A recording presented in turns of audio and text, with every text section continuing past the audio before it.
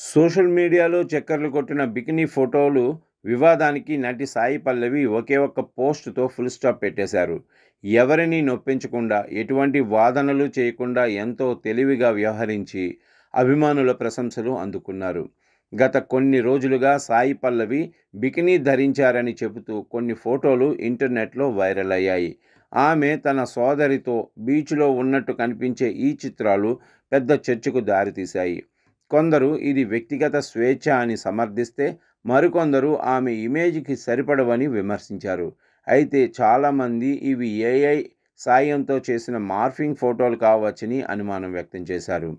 ఈ గందరగోళంపై ఎలాంటి స్పందన ఇవ్వని సాయి పల్లవి తాజాగా తన ఇన్స్టాగ్రామ్ ఖాతాలో కొన్ని కొత్త ఫోటోలు, వీడియోలు షేర్ చేశారు. వాటికి ఇవి నిజమైనవనే, ఏఐతో చేసినవి కావు అని క్యాప్షన్ ఇచ్చారు. దీంతో పరోక్షంగా బికినీ ఫోటోలు ఫేక్ అని స్పష్టం చేసినట్లే. ఒకే పోస్టుతో విమర్శకుల నోళ్లు మూయించారని నెటిజన్లు కామెంట్ చేస్తున్నారు. "నువ్వు బికినీ వేశావంటే మేం నమ్మం.